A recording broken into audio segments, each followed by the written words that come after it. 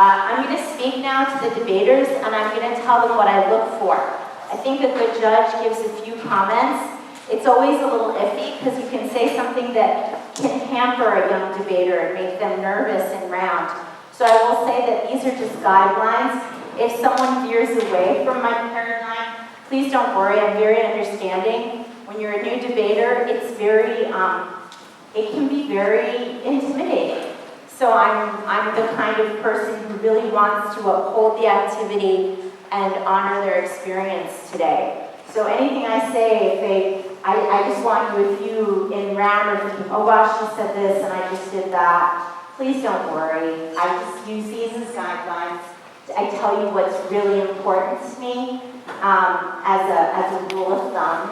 And the one thing that I wouldn't want you to veer away from is being good to one another. I think being good to each other in the debate round is so important, especially when we have adults not doing that on national TV.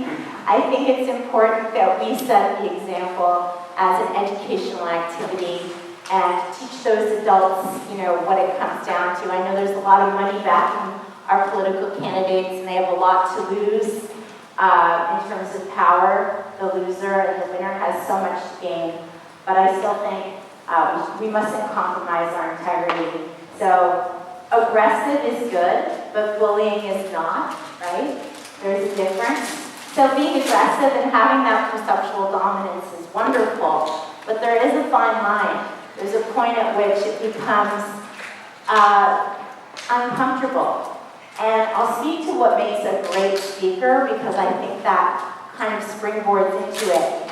Really making an audience, not only keeping them comfortable, but having them on the edge of their seat, just waiting to hear the next words you're going to say.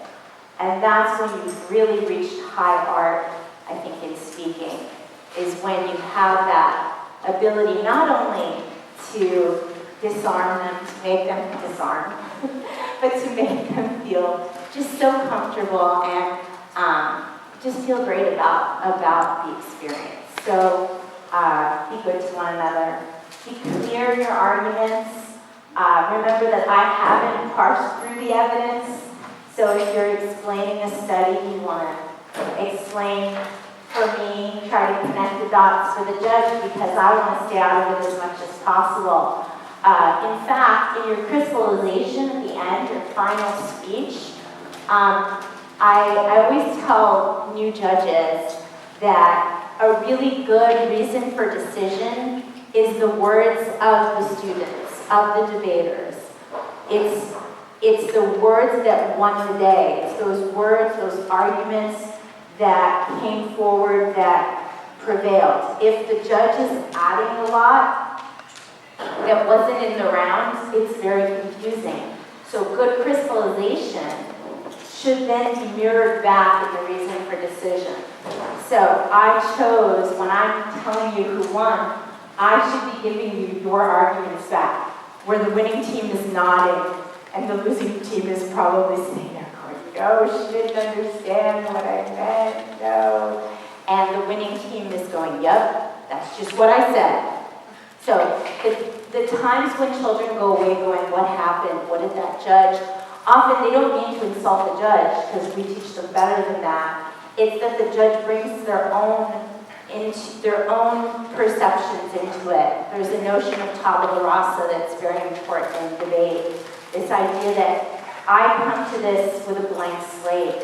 I shouldn't bring my own preconceived notions. Maybe I have some strong feelings about whether or not gun control leads to a decrease in gun violence.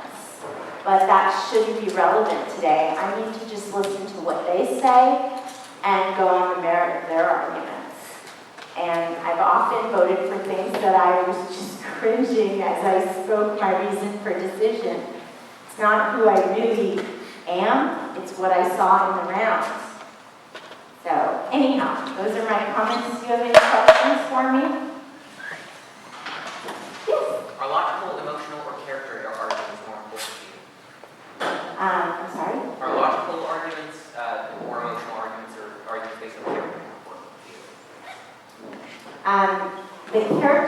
what's throwing me when you said that. In terms of logic versus like pathos, like an emotional appeal, I think emotional appeals can be very effective with an audience and can get you some speaker points. I think that what should be really winning the day on a flow is more logical, but often those can, a really good speaker can I don't mean to make it sound like it, they can twist things in such a way that it can really help to, I do try to stay completely logical, but I can't say that emotional appeal hasn't fooled me ever. But for me, of course, it would be the logic piece. In terms of character, I don't know what you mean. I'm sorry. Okay. Okay? Any other questions?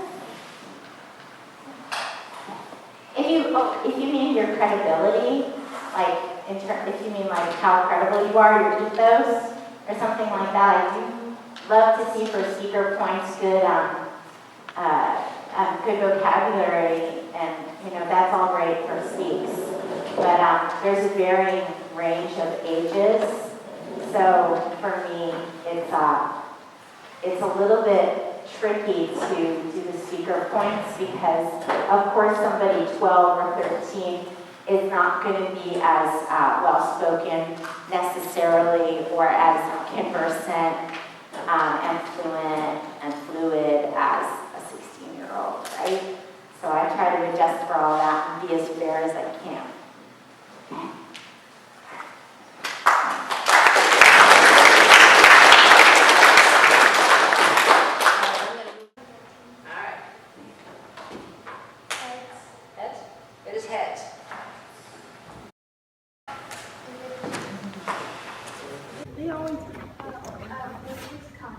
Okay. We want to go second. So Emma to the for a 4-minute instruction.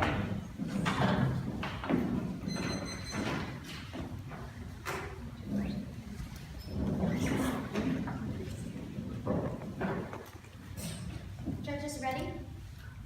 Opponents ready? Yes. Good afternoon, my name is Emma Wu, and I reject the proposition that gun control does not decrease gun crime. In other words, I believe that gun control has and will continue to reduce gun crime. To clarify the round, the con would like to make an observation. First, the definition of suicide is the willful and voluntary act of a person who understands the physical nature of the act and intends by it to accomplish the result of self-destruction. Suicide is not illegal in the vast majority of countries or the United States, and since it is not a crime, should not be considered applicable to this debate. To narrow the round, the con would like to also make the assumption that all gun control laws made will be enforced, and asserts that gun control does successfully ban or confiscate guns. If we can demonstrate that gun control does make people safer, we feel the judge can confidently cast a con ballot. My first contention is that gun crime damages our society. Subpoint A is, according to an article written by the Journal of American Medicine Association on Wednesday, March 6, 2013, over 30,000 people die annually in the United States from injuries caused by firearms. Our society loses valuable members due to gun crime. Subpoint B is, there is a post-traumatic stress disorder in survivors of mass shooting. According to the U.S. National Library of Medicine National Institutes of Health, 1-year follow-up on survivors of a mass shooting in Texas show that in the acute post-disaster period, 20% of men and 36% of the women met criteria for PTSD. Gun crime forces hundreds of Americans to be damaged for life. Implementing gun control would have eliminated the 30,000 deaths in the United States and prevented a lifelong struggle of mental disorder for hundreds of citizens. This is important because failure to implement gun control laws will further damage our society and condemn non-deserving individuals. My second contention is that gun control worked in countries where gun laws are enforced. Subpoint A is, according to the Professor S. Chapman School of Public Health, University of Sydney, New South Wales, Australia, 2006. After 1996, the Australian government removed semi-automatic and pump-action shotguns and rifles from civilian possession as a key component of gun law reforms. In the 18 years before the gun law reforms, there were 13 mass shootings in Australia, and none in the 10.5 years afterwards. Australia's 1996 gun law also saw declines in firearm deaths, particularly suicides. Total homicide rates followed the same pattern. This shows that strong gun control has an effective way of reducing mass shootings, firearm homicides, and firearm suicides. Subpoint B is, according to the comparison statistics between the Center for Disease Control and Prevention and the Japanese National Police Agency, the United States, with the least gun control laws, has a homicide rate of 3.5 deaths per 100,000, and Japan, with the strictest gun control, that has 0.01 deaths per 100,000. This shows that those with more gun control laws generally have a lower homicide rate. My third contention is that when crime happens, guns increase the carnage. Guns are an accessory to crime because they provide an easy and quick method for anyone to cause tragic death. A gun can be shot from a distance in a rapid succession, killing dozens of undeserving individuals. According to an article written by Elizabeth Chuck and Helen Kwong from NBC News on October 1st, 2015, stated that a 23-year-old Virginia Tech student shot 32 people on April 6, 2007. Gun control would have limited this student's ability to receive a weapon because there would be fewer guns in circulation. And in addition to this student was a mentally disturbed individual. The gun may not have pulled its own trigger, but it increased the fatality of the crime. Preventing gun control only contributes instead of preventing it. For these reasons, we reject the proposition that gun control does not decrease gun crime. Thank you.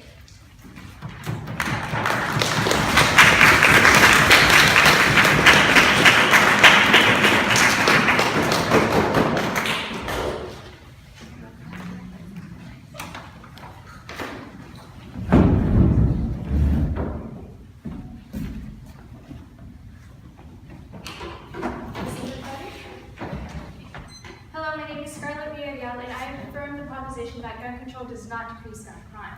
Let us first define the terms gun control, gun crime, and assault weapon.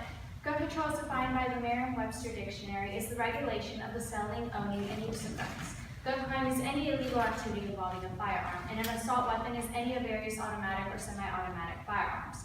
We will prove that gun control creates gun crime. My first argument is that gun control has significantly increased gun crime in the state of New York. My evidence for this is that, according to the FBI, in the state of New York, in 2012, there are less than 2,500 cases of gun robbery. On January 15, 2013, the state of New York signed the New York SAFE Act into law, a gun control law that outlawed the ownership of magazines containing more than 10 rounds, among other things. According to the FBI, New York had more than 5,500 gun robberies in 2014. Further evidence is that according to the FBI in New York, there were less than 2,300 gun assaults in 2012. In 2014, there were more than 5,000 gun assaults. Impact. The state of New York experienced twice as many robberies and assaults involving a firearm, gun crime, immediately after passing a gun control law. My second contention is that getting rid of gun control decreases gun crime. My evidence for this is that according to the FBI, in 2012, Illinois suffered from over 700 gun assaults. According to Illinois Bar State Association, on July 9, 2013, Illinois became the last state in the country to allow the carrying of firearms in public. According to the FBI, Illinois had 500 gun assaults in 2014 after gun control was increased. The murder and robbery rates also decreased. Impact. The state of Illinois experienced a decrease in gun assault, homicide, and robbery rates involving a firearm immediately after decreasing gun control. My third argument is that gun control increased gun crime in Australia. My evidence for this is that according to gunpolicy.org, there were 67 gun murders committed in Australia in 1995. According to the Library of Congress, in 1996, Prime Minister John Howard pushed through gun control legislation and a mandatory gun buyback program that took 650,000 firearms out of the hands of law-abiding citizens. In 1997, the number of gun murders in Australia jumped to 79, after having previously been on a steady decline for several years. Impact. Australia experienced an increase in gun crime immediately after passing a gun control law. Therefore, gun control increases gun crime. My fourth argument is that gun laws also result in gun crime by way of leading to more organized crime and increased profit on the black market. My evidence for this is that criminals, by their very definition, do not obey the law. It doesn't matter if it is a law pertaining to the use of guns, or whether or not you can do graffiti in a bathroom stall. If you break the law, you are a criminal. Gun control, therefore, is useless in protecting the world from those who simply ignore it. According to the Bureau of Justice Statistics, May 2013 report, 37.4% of state prison inmates who used, carried, or possessed a firearm when they committed the crime for which they were serving a prison sentence obtained a gun from a family member or friend, and 40% obtained it from an illegal source. So not only did they say rob a store, they also obtained a gun from an illegal source, increasing the number of crimes involving a firearm to 2 instead of 1. If a person can obtain a gun legally or borrow from a friend or relative, the black market is an option. Impact. Rather than outlawing guns, politicians and the police should encourage gun ownership, as well as education and training programs. A responsible, well-armed, and trained citizenry is the best protection against domestic crime and the threat of foreign invasion. America's founders knew that. It is still true today. Making gun ownership illegal will not stop gun ownership. As I have proven that not only has New York gun crime rate increased after the New York SAFE Act was signed, but also that Chicago had fewer crimes after increasing gun control, then I ask the judge to vote in our favor.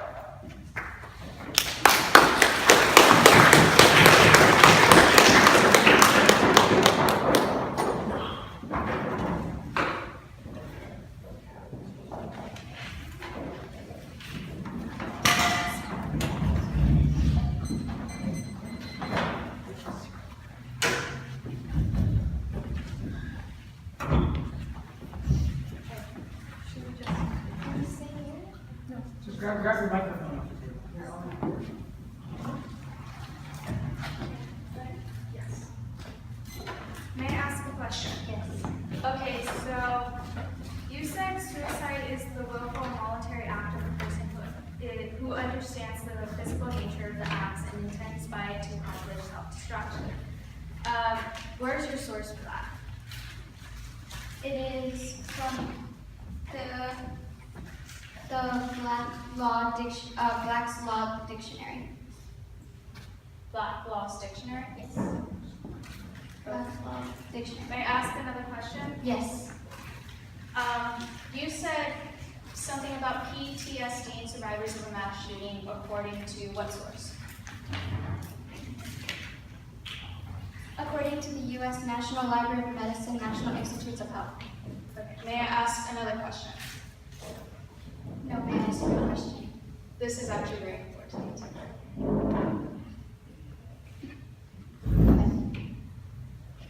As PTSD is not a crime, how does this relate to the resolution? Because it's resulting from the gun crime. May I ask you a question? Yes. You stated from the New York and some states from the FBI. Who wrote the FBI report?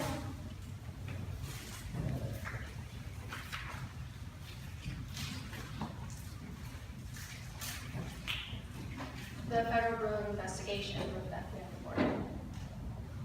So do you know the name of the person specifically? Okay, if you go to their website, they do not specifically add a person's name in their website. They just state that it was from the Federal Bureau of Investigation. Okay. May I ask another question? May I ask you one more question? This is, again, another important question. Okay, go ahead. Okay, so you said Japan has a number of homicide rate. Are these gun homicides or homicide? Gun homicide. Where's your source for this? From which convention?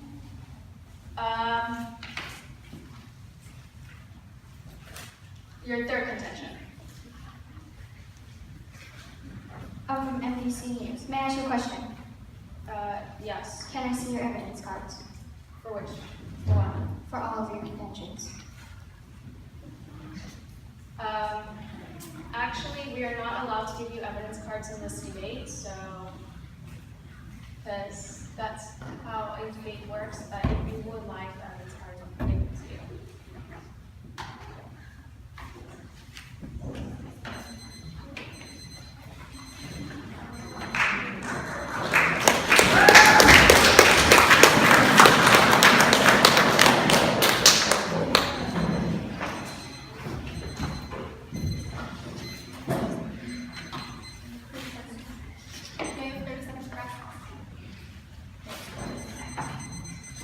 start ready to 30 seconds, prep?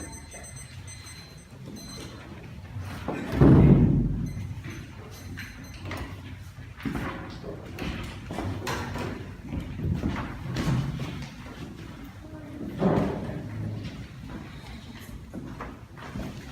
Judges ready? One sec.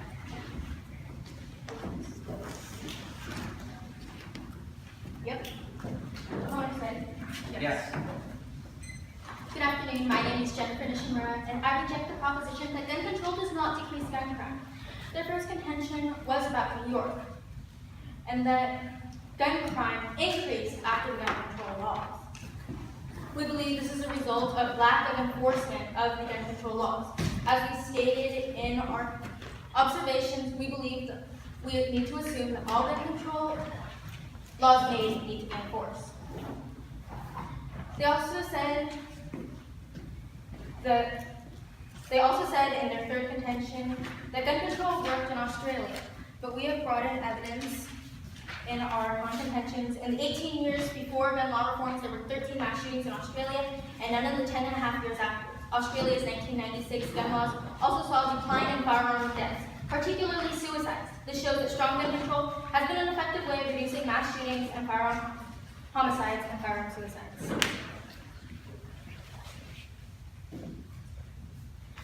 Their fourth contention was that criminals don't obey laws, therefore laws will not matter because criminals will not obey them. Well, I have brought in evidence that criminals do actually respond to laws, not just weak laws. Our opponent's contention, according to an article done from The Trace, written by Evan Phillips and Devin Hughes on September 8, 2015, numerous studies by gun violence researchers show that the problem isn't that criminals don't follow laws, it's that they aren't dissuaded by weak laws. A time to crime rate is the time it takes from when the gun is bought to when it is found at a gun scene. The longer the time to crime rate, the more the criminal had to work to receive the gun. According to the new ATF report, Arizona with loose gun laws has a time to crime rate of 8.86 years, but California has very strict restrictions and has a time to crime rate of 13.53 years. Also, it has been proven that criminals are responding to current gun control laws, such as the Brady Bill. The criminals may be able to receive guns from the black market, but will most of them go through the hassle? According to the study done by Dr. Guerin, when someone is denied a handgun purchase, the risk that they will commit a crime drops approximately 30%. The con has shown that criminals may not follow laws, but they do respond to restrictions. I would also like to bring in some secondary evidence for our second contention, which shows that Britain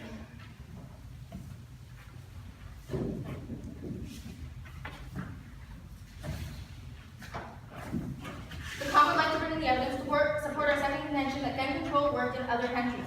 According to the book called Gun Crime in Global Context, gun crime has been dropping since 2006, when the 2006 Violent Crime Reduction Act was enacted. This shows that gun control has worked in multiple countries across the world.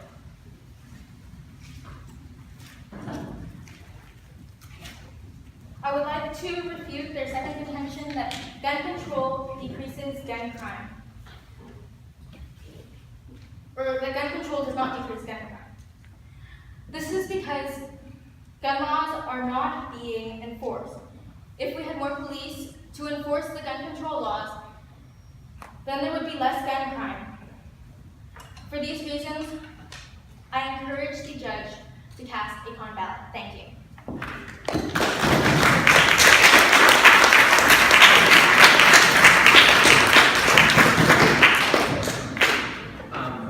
I would like to request 1.5 minutes for prep time, please.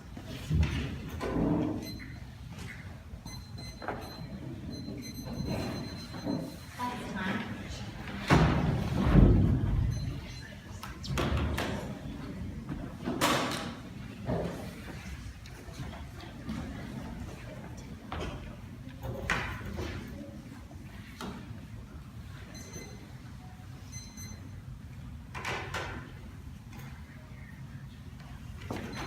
Hello, my name is Alex Cancel, and today I will be refuting my opponent's arguments.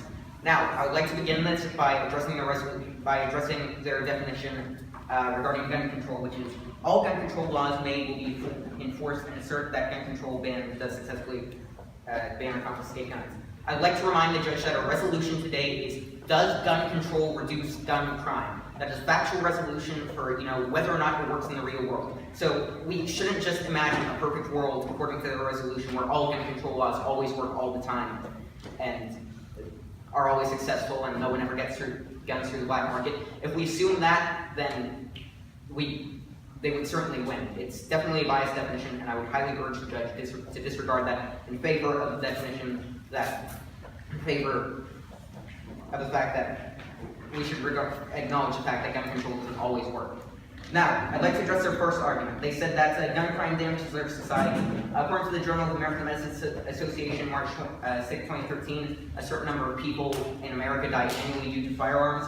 However, this number could have remained the same before and after gun control. We don't know that increasing gun control or decreasing gun control would have any effect on this number.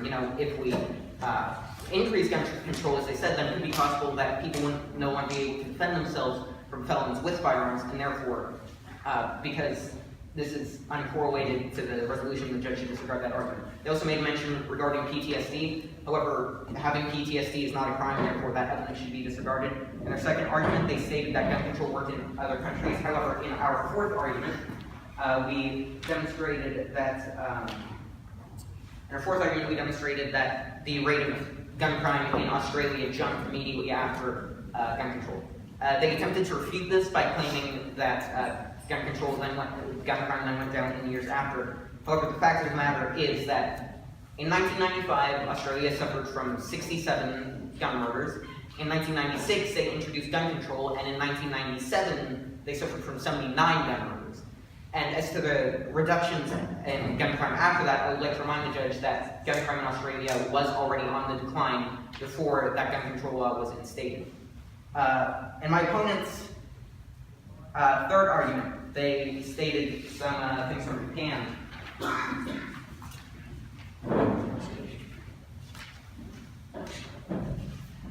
They stated some things from Japan. However, according to Bruce Walls of the Los Angeles Times, November 9, 2007, quote, Japanese police officials often lie about the crime rate. Quote, police discourage autopsies that might reveal a higher homicide rate in their jurisdiction and pressure doctors to attribute unnatural deaths to health reasons, usually heart failure. Senior police officers are obsessed with statistics because that's how you get promotions and strive to reduce the number of criminal cases as much as possible to keep their almost perfect solution right, unquote. So therefore, the evidence that gun control has been effective in Japan should be disregarded because quite frankly they're lying about their crime rate, and that's why their homicide rate seems so low. I'd like to remind the judge that in my first argument, I clearly pointed out that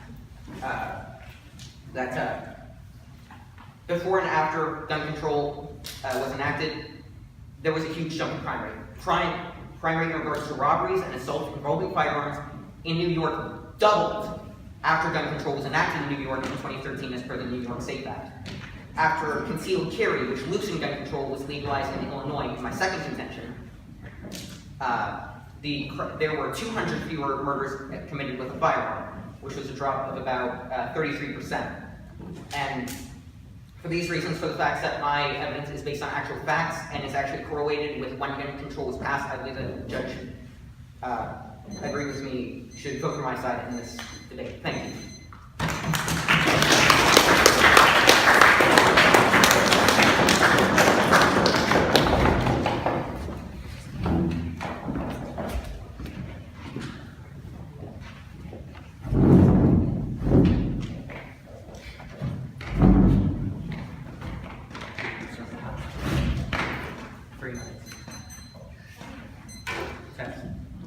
May I ask you a question? Yes. So why don't you have to show any evidence cards?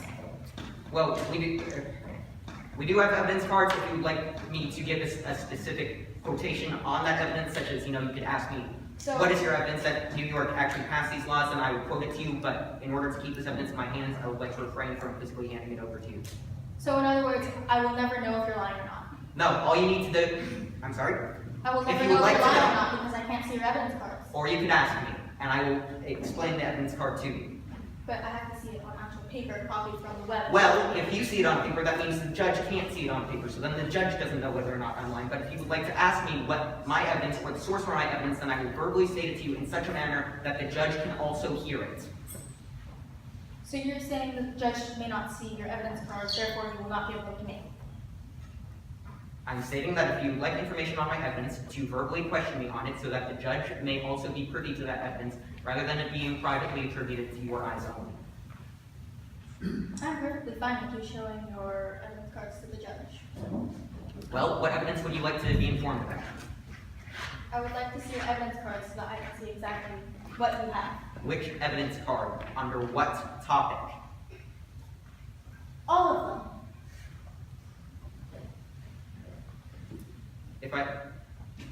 I'm sorry, but for the purposes of keeping this debate honest, I would like you to instead verbally question me as to that evidence, so that I can verbally narrate it in such a manner that the judge can also know that evidence. What Would evidence? you like my evidence cards? No, but I would like to know, I would like you to physically speak to me. In your first argument, you stated that the Journal of American Medicine Association, March 6, 2013, a certain number of people died annually due to firearms in the United States. How many people? 30,000. Thank you. Do you have May I ask you a question? Yes. What are the credentials of your authors?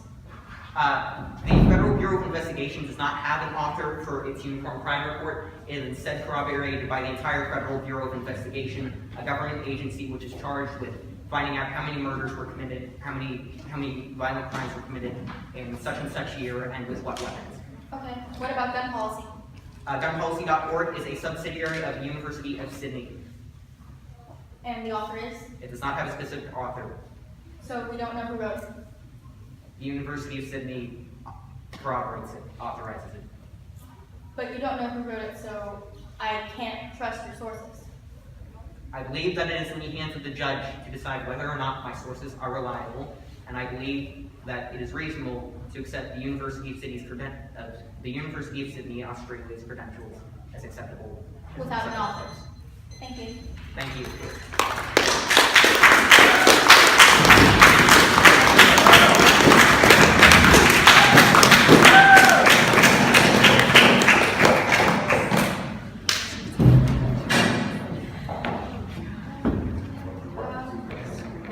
I'd like to take 1 minute of prep time.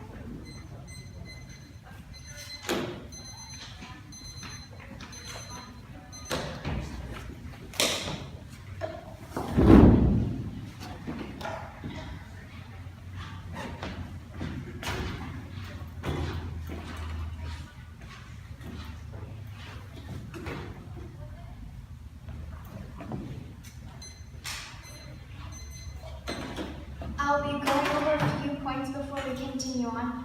Firstly, our opponents have brought up New York. That is one state, whereas we brought in 3 countries, Japan, Britain, and Australia.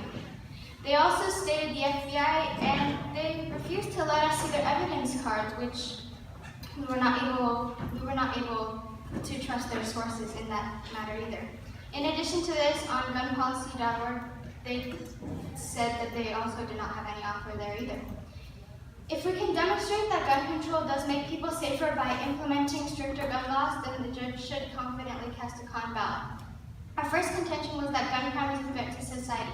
This proved this con case because all the gun laws that made will be enforced and kept, thus keeping the gun crime at a low rate. Our second contention was that gun control worked in countries like Australia where gun laws enforced. This also supports our case because gun control terminated and effectively ended mass shootings for 13 years afterwards. In our third and last contention, it was that guns are amplifiers to the carnage of crime. This supports a framework because the confiscation of guns will lessen the futility of crime. In this debate, the con has proven the framework and therefore believe that the judge should cast a con ballot. Thank you.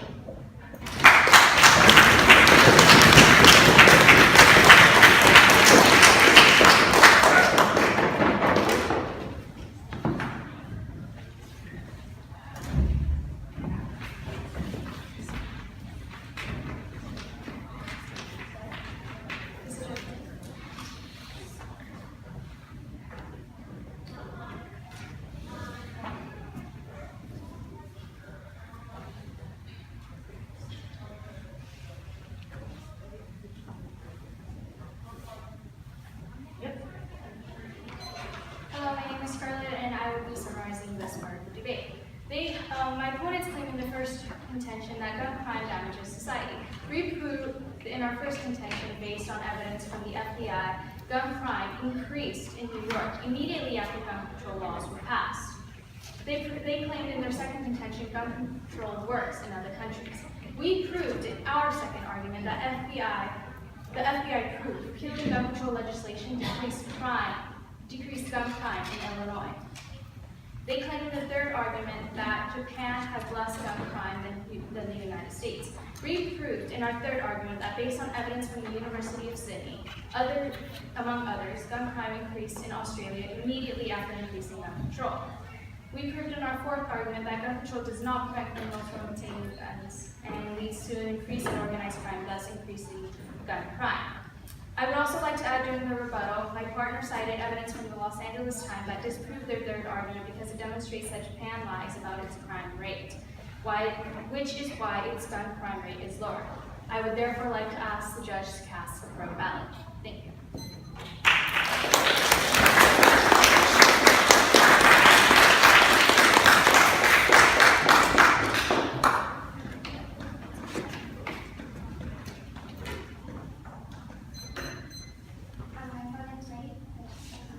Yes.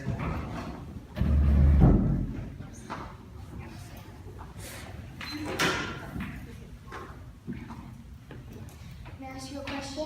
Yes.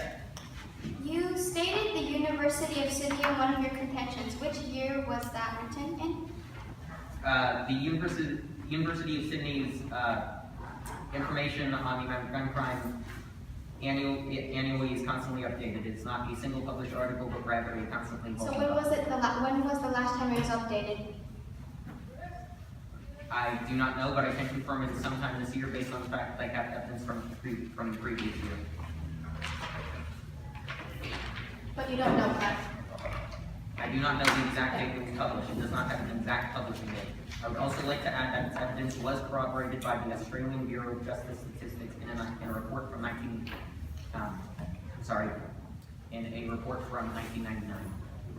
Okay.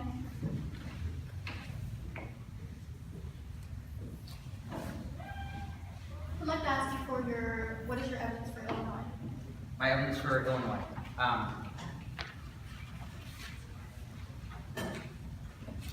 According to the Federal Bureau of Investigation's Uniform Crime Report, in Illinois in 2012, there were 728 gun assaults. In 2012, there were over 728 gun assaults. And according to the Illinois Bar State Association, they passed a gun law allowing concealed carry in 2013. The very next year, they suffered from only 552 gun assaults, again according to the Federal Bureau of Investigation's Uniform Crime Report for the year 2014. Okay, thank you. May I ask you a question? Yes. You stated that after passing gun control in Australia, they suffered from a lower gun crime rate. However, before they passed that gun control law, the gun crime rate was already on the decline. What evidence do you have that it is the introduction of gun control law that reduced the crime rate? Because after the gun control laws were enforced, there were no mass shootings. And there were no mass shootings because there were no guns to mass shoot with. Can I ask you a question? Yes. You stated in one of your rebuttals about how Japan might be lying. You said your evidence from this was from 2007, correct? Yes. We would like to bring up we have a more recent article about gun homicide rate per 100,000 in Japan in 2013. Also, we have it from the CDC's leading public death report, which is a credible source.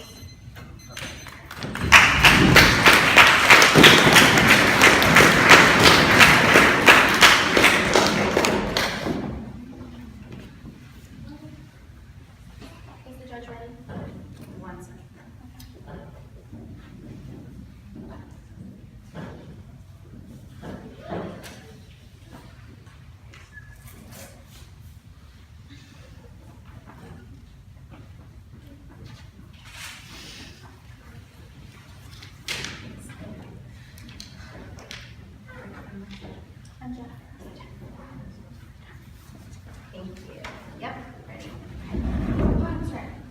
Yes.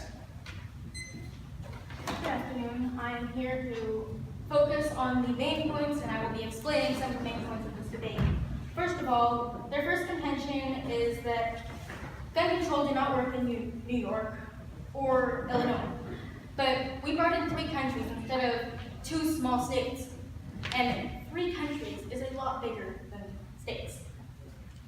Their third contention was that gun control did not work in Australia, but they do not have a date for their source or the credibility of the author. In fact, they do not have an author at all. They stated in their fourth contention that criminals do not obey laws. We refuted that in our rebuttal and stated that criminals do respond, just not to weak laws. They stated that criminals receive guns from family.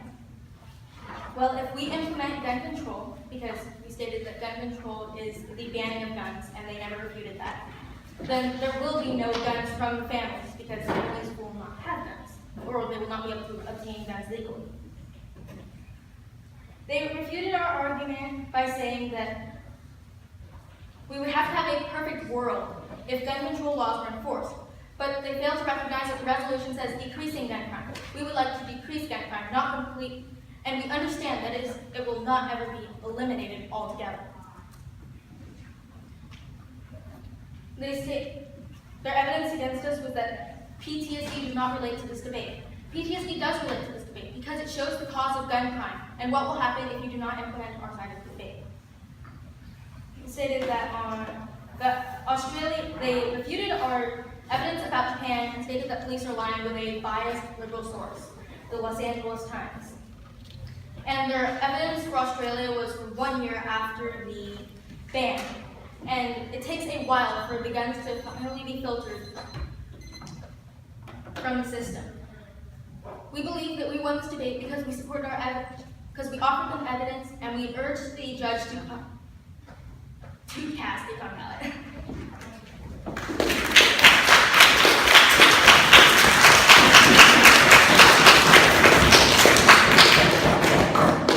I would like to use my remaining 30 seconds of prep time.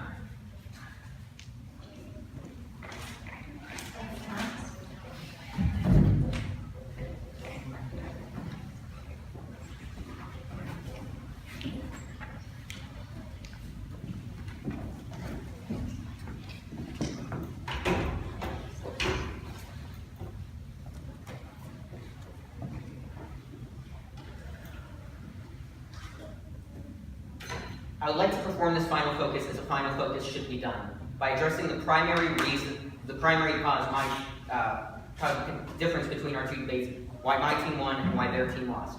Now, their team drew up a lot of evidence comparing America to Australia and to Britain and to Japan. However, the fact of the matter that Australia, Britain, and Japan are 3 very different countries from the United States with different gun control.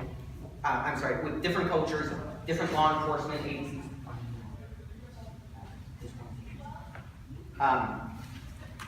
And it's for these reasons that they have lower gun crime rate, not because of gun control.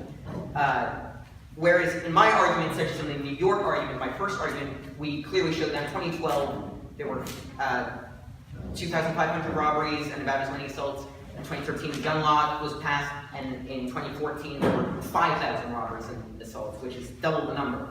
So fundamentally, the reason why my team has better evidence than their team is because their team is comparing America to other countries which have, different legislation, different law enforcement, different everything, different culture, and that is why those countries have lower gun crime rates, not because they have stricter gun control. Because, as I demonstrated in my evidence, in America, after passing gun control, consistently the gun crime rate increased, as in the case of New York, and in Illinois, when they decreased gun control, the gun crime rate went down. To address some specific points,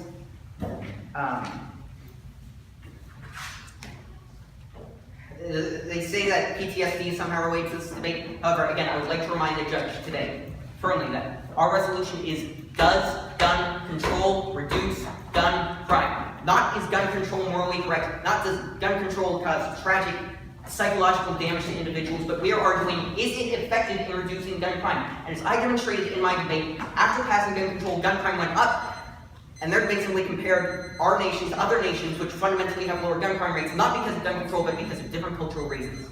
Thank you.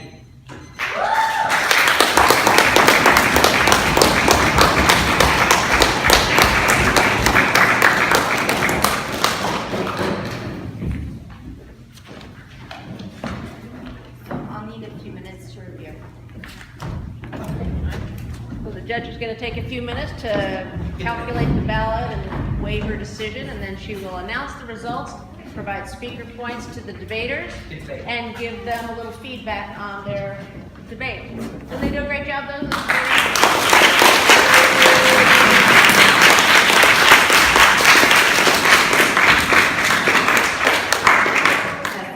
Testing. Good. Can you guys hear? Okay.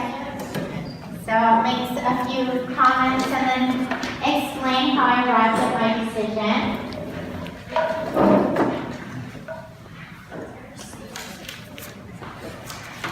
just going to flip to the side of it so I can have my notes. So first I'm going to make some general comments about the decorum of the debate to explain how the judge views things. I think it's interesting based on my comments earlier about making the audience feel comfortable, because I think you saw, perhaps a few of you, where things got a little uncomfortable at times, right? So I'll speak to that a bit and explain the rules as I understand them. Debate, like any other activity, has a rule book, and like anything, it's a living document in that over time there are best practices that change. And it makes it very hard sometimes for people to know what is right. A judge could be sitting around and hear someone say, oh, we're not allowed to give you our evidence, and think, oh, is that true? And not know, and the other team being like, well, sure. So I tell my students, because there are some people who say, oh, no, you mustn't ever give the judge the evidence in public forum, or you must never give your opponent the evidence. I just say that what helps your credibility, right? What helps you to look like in the round you're confident, you know your evidence. Remember that everyone wants a good debate. So here you have an excellent speaker, Alex, and he's hurting his credibility. I'm sorry, Alex, you were wonderful, by the way.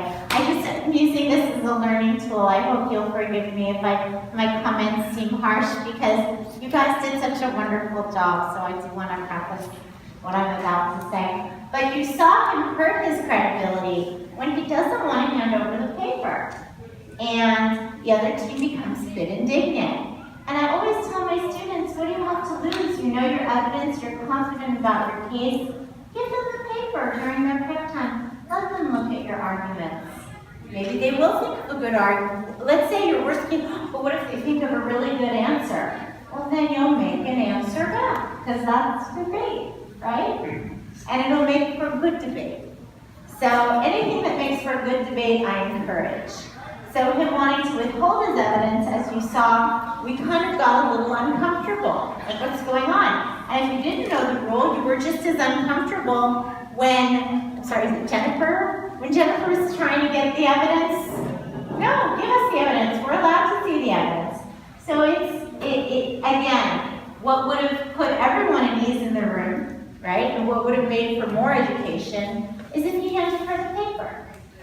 Right? Let her have the paper during her prep. Let her look it over. I don't know that in 30 seconds or 60 seconds she would have been able to extrapolate something, amazing. But give her the paper, right? So anyhow, that's that. It lends itself to the upholding the activity as educational.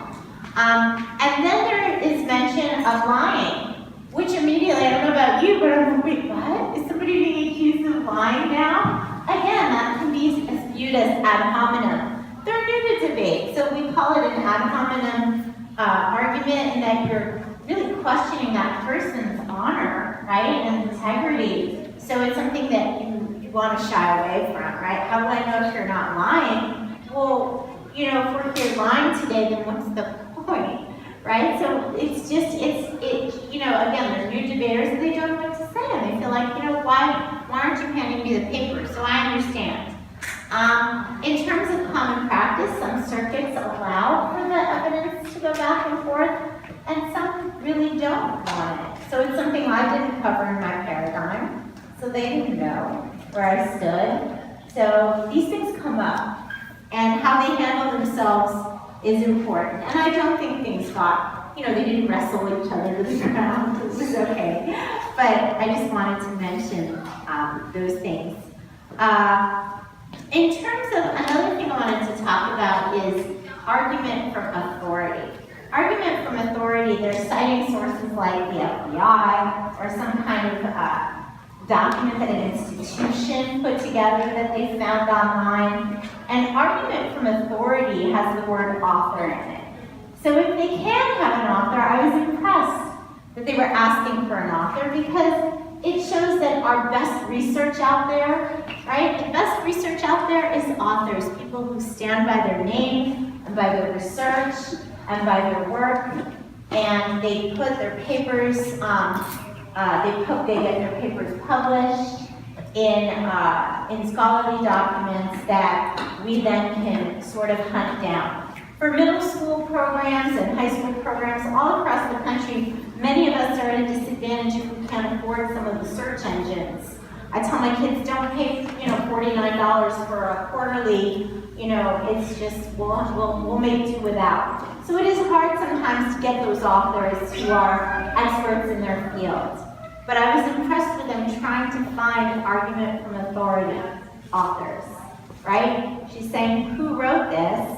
You may think, oh, it's silly. Come on, the FBI put together a paper. It's not silly. She's trying to get at the strength of the evidence. So I was very impressed with that as well. Let's see. A couple of things. In Grand Crossfire, sometimes it's nice to stand, and it didn't hurt you that you sat, but it just makes for a better show, shall we say. And then correlation, but not causation. A lot of the evidence today that you heard, you might have been thinking, that could have happened, but it isn't necessarily because of one thing, that the other thing happened.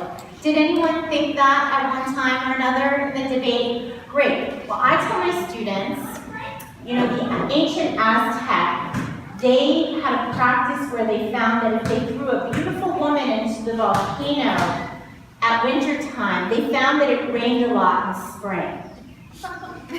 So they just kept doing it, right? They would throw the most beautiful woman of the most, they'd invite for a beauty contest, and then this most beautiful woman would be thrown into the volcano and they would have a plentiful harvest.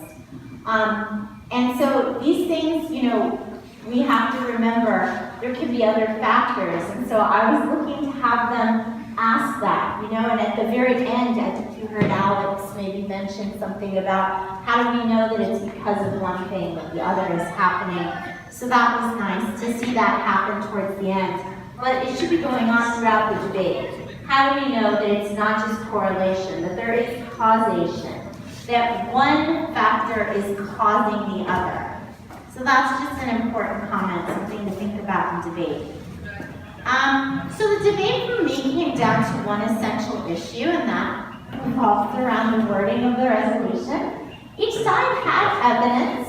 One side presented evidence that showed that gun control laws were leading to I just want to make sure I get it right because of the wording here. Emma presented a case in which gun control laws led to a decrease in gun crime.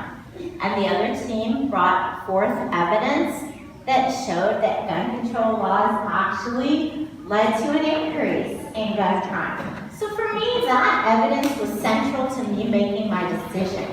Some of the other things brought up in the debate weren't as relevant. So when Alex at the end, and I think throughout the debate, also Scarlett, they keep trying to discredit PTSD, post-traumatic stress. It's an impact argument. It's saying that when this increase in crime, victims of crime will experience PTSD. So they keep trying to say that it's not relevant. But if it's an impact of crime, it doesn't really matter whether it's relevant or not, because the team isn't granted access to any impact if they aren't winning the argument itself. So it's like saying A causes this one factor causes something really bad to happen. It doesn't matter whether that really bad thing happens or not because of A, if you can prove A just isn't true anyway. So that's where it didn't really need to keep being brought up. In fact, many of the speakers in their summaries, and new speakers will do this often, in their summary and final focus, they didn't use all their time. Many of them. They had like 45 seconds left of what's already a very short speech. So that means really taking the time to go over and address the most relevant things in the debate. And for me, the most relevant thing is that they have conflicting evidence and really honing in on that evidence. And what ends up deciding the round for me is I'm looking for reasons to prefer one side's evidence. And I'm having trouble because many of their arguments are kind of going like two ships in the night, if you will, right? They're not really clashing necessarily. There was some clash, by the way. I was very impressed with the clash over Japan and the discrediting of Japan because perhaps there's an inflation in how great their crime rate is because of dignitaries needing to be able to prove they're doing their job. That seemed very credible. There was a credible source for that. So there is clash in the debate, but at the most contentious level in the debate, it was hard for me to find reasons to prefer. And I don't have that reason to prefer till the very final speech. So it made it a very exciting round for me because the whole time I was going, how am I going to decide? How am I going to decide? So what happens is the con team that spoke first, they're telling you that, well, we talk about 3 countries. They just talk about these 2 states. That's true, but why is that? Why should that be more relevant? Why should having an international perspective be more relevant? That is never made clear. What is made clear to me in the final speech is that it is more relevant to speak to the United States examples, where we have the same governing laws, more or less, to use states. Now, had it come up earlier, perhaps these young ladies would have had excellent answers for why that's just not true. State laws vary greatly. In fact, in Illinois, what happened was when they put the gun control laws in place, people panicked because there's so much crime. They needed a gun. They went to Indiana, right? They went to Canada. They went north. So there are reasons, right? But they didn't have a chance to bring any of that forward because we don't hear that reason till the very end. But he's giving me the only compelling reason to prefer their evidence over theirs. So that's where I arrive at my decision. I can go through the other things that come up in the debate for why those don't end up winning the day with me.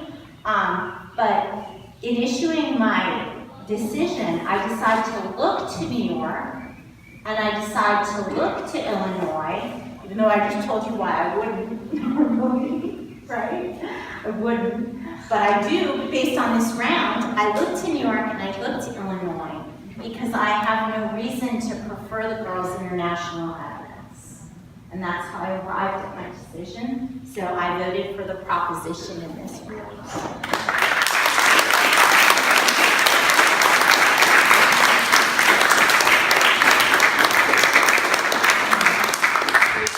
Give speaker points like privately or? I can do that, right?